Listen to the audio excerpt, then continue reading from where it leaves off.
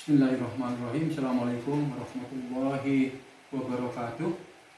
Alhamdulillah kita masih diberi kesempatan untuk bertatap muka kembali meskipun secara daring. Kemudian sekali lagi kita diberi kesehatan oleh Allah Subhanahu wa taala dan kesuksesan bagi Anda semuanya ya. Oke. Pada pertemuan ke-8 ini kita masih akan membahas tentang kegiatan yang harus dilakukan oleh seorang peneliti pada tahap pra penelitian. Dulu kan sudah kita kemukakan ya. Jadi pada tahapan pra penelitian ini ada beberapa kegiatan. Satu menyusun proposal ya, kemudian yang kedua adalah menyusun lampiran. Ada 3 lampiran ya, masih ingat?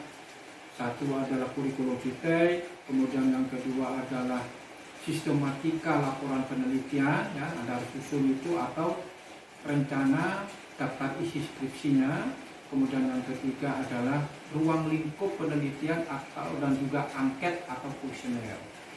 Nah, kalau itu sudah selesai semuanya, proposal sudah ada, lampiran-lampiran sudah lengkap, baru kemudian Anda melakukan observasi pendahuluan serta pengurusan izin penelitian serta jadwal penelitiannya. Nah, pada kesempatan kali ini kita khusus bicara tentang observasi pendahuluan. Kemudian yang kedua adalah mengurus izin penelitian. Sebab mengurus izin penelitian ini susah-susah gampang. Kalau Anda tidak punya kemampuan berkomunikasi ya, dengan pihak-pihak yang akan memberikan izin, apakah itu sekolah ya, atau mungkin juga dari pemerintahan ya, secara hierarkis itu, maka akan banyak kendala-kendala yang akan Anda hadapi. Oleh karena itu harus punya kemampuan. Dalam pengurusan izin penelitian, intinya Anda harus punya kemampuan untuk berkomunikasi. Anda seorang prodi, seorang mahasiswa yang berada di dalam prodi komunikasi, mestinya paham tentang bagaimana Anda melakukan komunikasi yang baik itu terhadap pihak-pihak. Observasi pendahuluan. Jadi sesudah proposal disusun, maka peneliti harus melakukan observasi pendahuluan. Apa tujuannya? Tujuannya adalah untuk memilih dan menentukan pihak yang akan menjadi informan. Apakah itu informan pangkal maupun juga informan kunci atau responden. Itulah. Kalau penelitian kuantitatif berarti responden. Tapi kalau penelitian kualitatif berarti informan. Informan pangkal itu orang yang memang dia banyak tahu tentang banyak hal dan dia memiliki kemampuan untuk merekomendasikan kepada peneliti siapa-siapa saja yang bisa menjadi informan kunci nantinya. Dalam hal ini misalnya Anda penelitiannya di lapangan itu berupa daerah, di tingkat dusun, maka Anda bertanya, informan pangkalnya pasti Pak Kadus. Kalau di tingkat desa, informan pangkalnya bisa kepala desa, tapi Pak Kepala Desa mungkin banyak kesibukan, maka dilimpahkan gitu kepada kaur umum misalnya, yang bisa memberikan keterangan banyak hal, tetapi dia memang tidak tahu secara terinci tentang apa-apa yang akan ditanyakan oleh Anda, kebutuhan data Anda. Oleh karena itu maka kemudian informan pangkal itu akan memberikan rekomendasi ini nanti untuk kepentingan yang terkait gitu dengan data geografi, Anda hubungi si A. Gitu. Jadi itu. Jadi tempat bertanya pertama informan pangkal itu. Pemberi informasi keadaan masyarakat. Nilai-nilai, sikap, proses, dan kebudayaan masyarakat, mampu menjelaskan dan bertukar pikiran. Ini para informan ya. Menentukan dengan 2 cara, melalui keterangan tokoh formal melalui wawancara pendahuluan. Jadi intinya yang nomor 1, tujuan dari observasi pendahuluan itu untuk memilih dan menentukan mana siapa-siapa saja yang akan menjadi informan dan siapa-siapa yang akan menjadi responden. Kemudian yang kedua, mencari lokasi yang relevan. Nah ini, jadi kadang-kadang begini, seorang peneliti sudah memiliki judul ya, misalnya tentang di sekolah pola komunikasi interpersonal antara guru dan siswa di SMA 8 misalnya kan. Nah, Anda harus melakukan observasi pendahuluan terlebih dahulu gitu kepada SMA 8 atau SMP 5, harus ke sana dulu. Tanya gitu kepada siapa ya, mungkin BK misalnya, guru BK-nya, atau mungkin juga dari kepala sekolah langsung.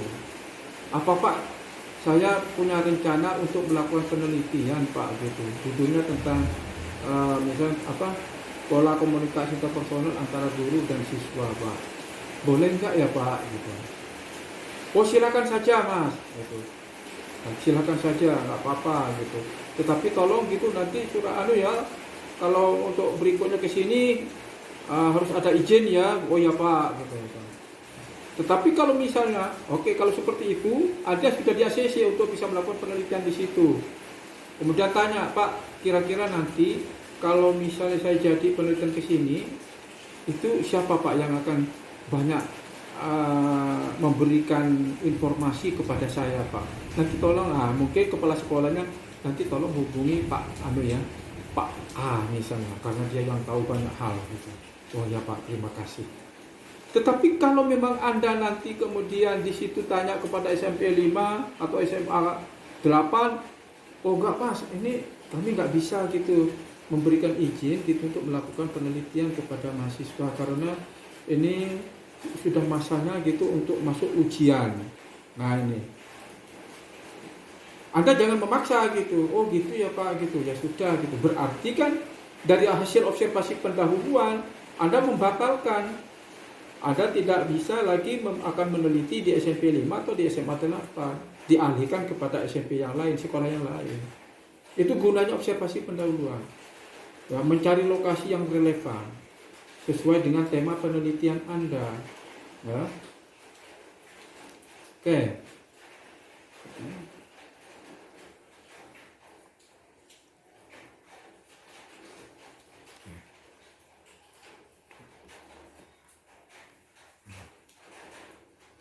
Untuk izin observasi, jadi izin penelitian itu ada dua ya. Satu, izin observasi pendahuluan.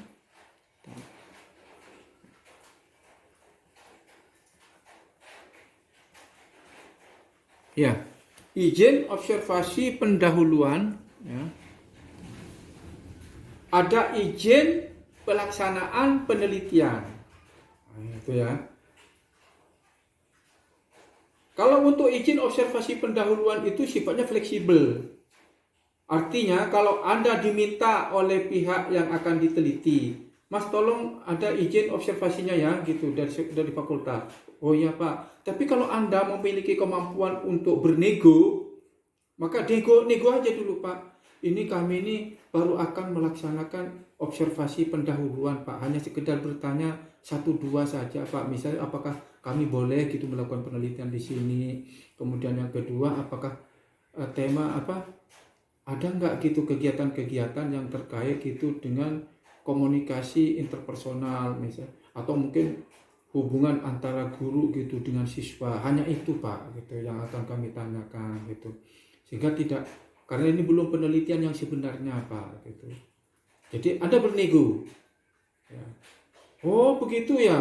Iya Pak. Jadi kami hanya menanyakan itu boleh tidaknya. Kemudian kira-kira informan siapa yang akan bisa kami hubungi. Kemudian yang ketiga adalah terkait dengan apakah penelitian tentang tema ini itu ada nggak kasusnya di sini Pak.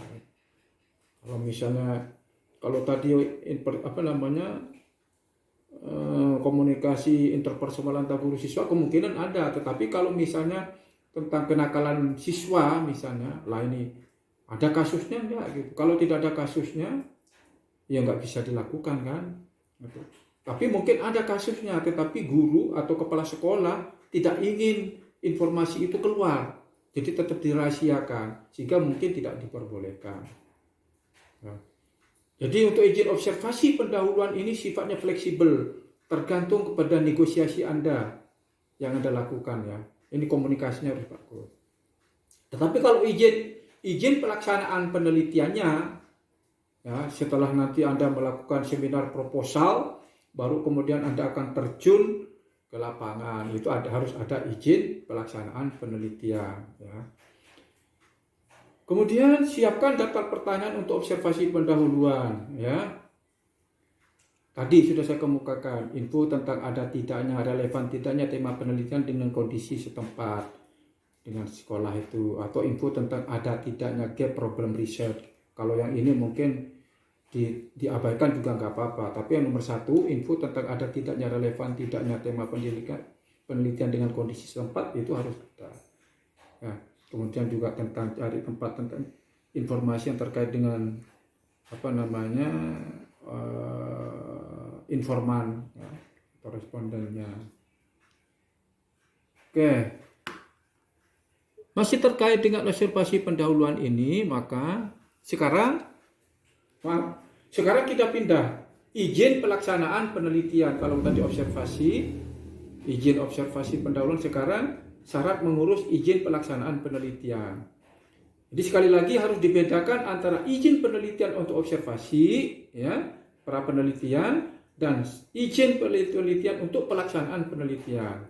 Nah, untuk syarat mengurus izin penelitian untuk pelaksanaan penelitian yang sebenarnya itu, maka proposal penelitian yang sudah disetujui pembimbing, distempel fakultas, dilengkapi dengan lampiran-lampiran, kurikulum vitae, kemudian lampiran proposal, sistematika bahasan dan laporan skripsi, kemudian instrumen pengumpul data atau ruang lingkup penelitiannya atau angket. Ya. Kemudian syarat yang kedua adalah surat pengantar izin penelitian dari lembaga fakultas. Ya. Oke. Sekarang masuk ke jadwal penelitian. Ya. Di dalam proposal, terutama Anda kalau proposal Anda itu memperoleh hibah ya. Apa gunanya jadwal penelitian ini? Adalah untuk memberikan kepastian bagi pembimbing atau bagi reviewer kalau itu penelitian memperoleh hibah, atau kepada lembaga pemberi dana, bahwasanya Anda itu memang betul-betul akan melaksanakan penelitian secara terjadwal, secara sistematis. Misalnya penelitian Anda akan dilakukan selama 6 bulan. Nah, itu harus ditaati ya, harus konsisten. Jadwal penelitian itu pada hakikatnya ada 3 tahapan tadi. Penelitian itu kan ada pra penelitian, pra pelaksanaan penelitian, pasca penelitian. Nah, pada setiap tahapan ini misalnya pada tahapan pra penelitian, itu harus dirinci kegiatannya. Di sini pra penelitian 1, misalnya menyusun proposal minggu keberapa, ya, tahun berapa, kemudian menyusun lampiran-lampiran itu minggu keberapa harus dilaksanakan, melakukan observasi pendahuluan harus dilaksanakan, pelaksanaan izin sebenarnya ya, waktu yang dibutuhkan setiap tahapan dan waktunya. Ini contohnya seperti ini ya. Oke, dalam bentuk matriknya lah seperti ini contohnya. Nah, ini contoh. Ini kan ada tahapan pra penelitian A, itu terdiri dari 6 kegiatan: temu tim, susun ruang lingkup atau instrumen, melakukan izin penelitian, penentuan lokasi, observasi awal, observasi pendahuluan ya, menentukan sampel atau mediator atau informan. Kemudian B, pelaksanaan, monografi data penduduk, kemudian persiapan pemetaan lingkungan fisik, dana konteks sosial budaya ini untuk penelitian contoh saja ini ya.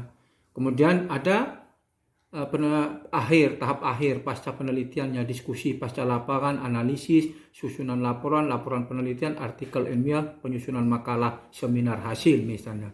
Lah ini harus dicontreng-contreng di sini. Ini bulan ke-1 terdiri dari minggu 1, minggu 2, minggu 3, minggu 4 dan seterusnya. Ya.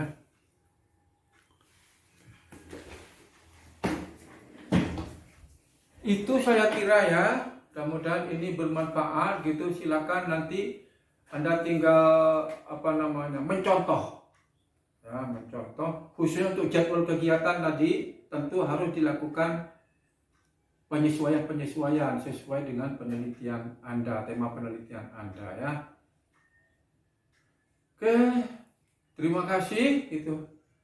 Sekali lagi tolong gitu, kalau memang Anda, tentu ini penjelasan saya melalui video ini tidak terlalu